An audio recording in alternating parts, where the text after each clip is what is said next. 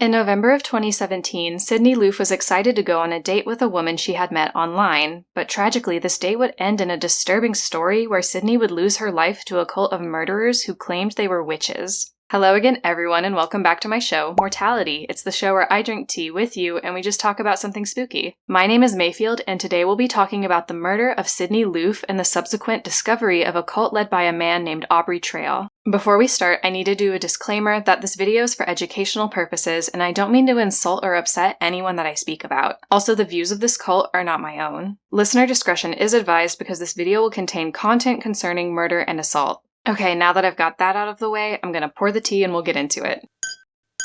Okay, let's go.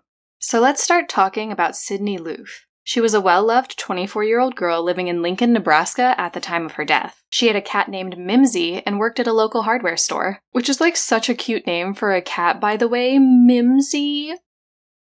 Mimsy. Sydney was noted as being a hard worker despite her frequent struggles with depression. She had spoken to her family about possibly checking into a mental health facility, but in the end she stayed with them for a weekend, kind of reset herself, and then she got a new prescription for her depression as well. This really seemed to work for her. Her coworkers had noted that she seemed happier than ever, like she was really doing better just before her disappearance. And that's why it seemed odd to them when one day she just didn't show up for work. This was super unlike her. She didn't even call them. They were so concerned about her, in fact, that they went to her apartment to try and see if she was home, and she didn't seem to be. She wasn't picking up their phone calls. Because of this, they were all extremely concerned, and so they called the police. And whenever they got into her apartment, they realized that her purse was on the counter, her car was outside, all of the lights were on. It was like she had just walked out the front door and didn't take anything with her. Whenever Sydney's mother managed to get to her apartment, she also noted that her cat Mimsy didn't have any food or water, and she knew that Sydney would never do this to her cat. All of these things were like huge red flags, and so after a few days, they call in a detective to try and find Sydney. Most everyone that was close to Sydney knew that she was going on a date on the evening of November 15th, 2017. She had even posted on Snapchat saying, "Ready for my date," before heading out. She had even told a few people who she was going on this date with, a woman named Audrey who she had met on Tinder. Knowing that she had been on a date, knowing that she had mysteriously disappeared, everyone was frantic to find Sydney. I mean, going on a date and disappearing, that's scary. One of Sydney's friends named Brooklyn actually got pretty clever. She ended up creating her own Tinder profile that she made to specifically try and match with this Audrey person. And this worked. Brooklyn had a couple of conversations through Tinder with Audrey, and then she actually managed to get her phone number. So of course, she immediately handed it over to the police. The detective that was assigned to this case managed to get Audrey on the phone, and he asked her, where's Sydney? What happened? Do you know anything? And he said immediately he knew something was up. Audrey told the detective that they had met on Tinder and they had subsequently gone on a date. She said they drove around in her car for a while, smoked marijuana, and then she dropped Sydney off at her friend's house late Wednesday night. Audrey also mentioned that she wasn't super sure where this friend's house was because Sydney had been the one giving directions and she wasn't really paying attention. The detective said that her explanation sounded suspicious overall, like it sounded made up anyways, and she couldn't give any concrete details, which told the detective that she wasn't really telling him everything that she knew. After a little digging, it was discovered by authorities that Audrey's real name was Bailey Boswell. Bailey had been meeting women on Tinder under the guise of starting a real normal relationship.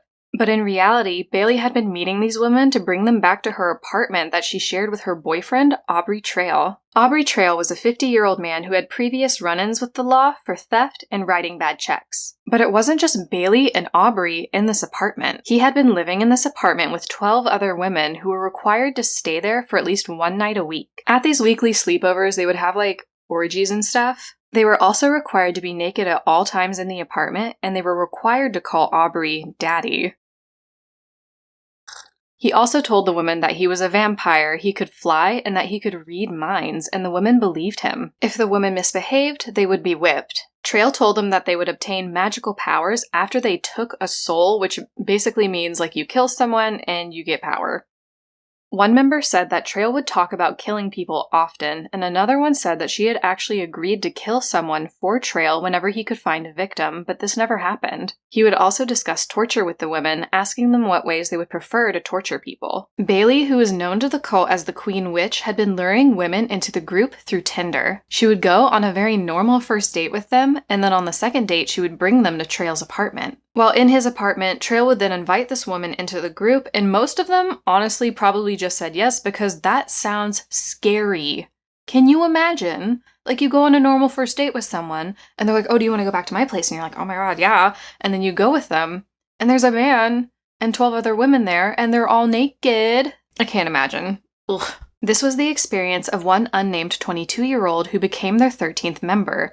Trail said that there were 12 members of this cult, she could be the 13th, and they were witches, so she could be a witch too. Trail said that he would pay for her bills, her car payments, her schooling. He said he would also give her a weekly allowance. And he did this for all of the women in the cult. Trail would ask the women what they wanted most in the world, and no matter what it was, he said he could give it to them, whether it was money or even killing someone that they wanted dead. So whenever Sydney had disappeared on her date with Bailey, it was because Bailey had taken her to Trail's apartment to ask her to be a member of this cult. So now that leaves us wondering what did happen to Sydney in this apartment. Originally in court, Trail had said that he had asked Sydney to engage in sexual acts with him and Bailey for $5,000. He said that Sydney agreed to this and that during sex he had accidentally strangled her to death.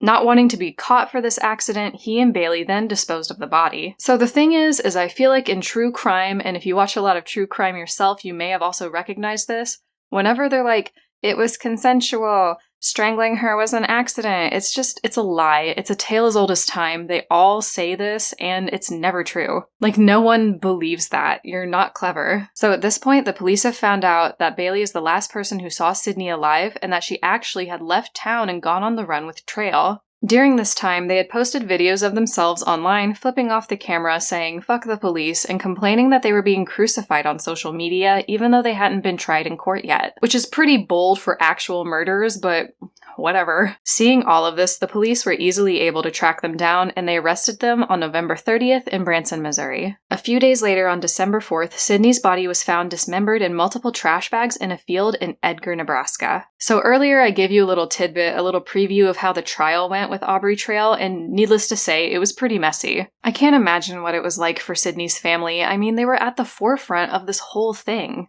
They were pushing for justice to be served. Meanwhile, Trail would be laughing in court, acting like he didn't do anything wrong when he obviously did. The defense was using Aubrey Trail's sexual encounter accident story as their main platform. But there was no evidence to support this story, and there was no evidence that she had even consented to a sexual encounter. During the first week of his trial, Trail actually tried to cut his own throat open in the courtroom, yelling, "I curse you all, Bailey is innocent." He was subsequently sent to the hospital, and he ended up being fine, but like, okay, drama. But yeah, he returned to court the following week. The prosecutors used the evidence of Bailey luring Sydney to the apartment through Tinder, and also the testimony from other cult members, to convict both Bailey and Trail of first-degree murder in 2019. However, that's not the end of all of this, because just 4 days before I filmed this video, on June 9th, 2021, Aubrey Trail was actually sentenced to death, making him the 12th inmate on Nebraska's death row. Bailey has not been sentenced to death as of now, but by the end of this month, she will be put before a panel of 3 judges.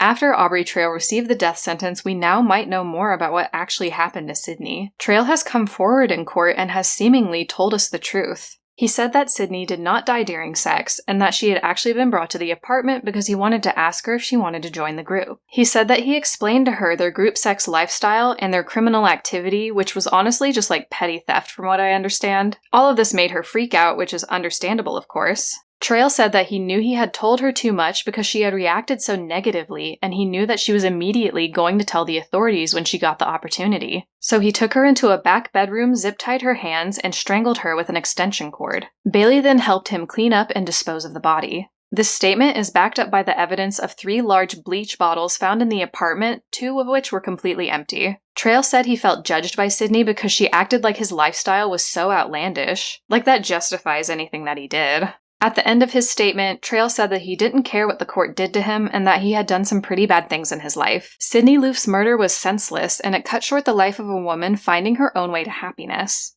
Her family did say that they felt justice had been properly served, and I hope that they've been able to find some kind of solace throughout all of this. Well, I think that's it for this week's tea time, guys. I hope you thought it was interesting. Also, you guys, as of this past week, I have over 100 subscribers. I can't thank you enough. I didn't even think I would get this far. I have a custom URL now, can you believe? I think my next personal goal will be 500 subscribers, so I hope you'll stick around for that. As usual, please hit that like, subscribe, it really helps me out a lot. I'll see you again next week, okay guys? Bye! He would also discuss torture with the women. Oh my god, I can't say that with a smile on my face. He would also discuss torture. Queen Witch. Queen Witch. Oh my god.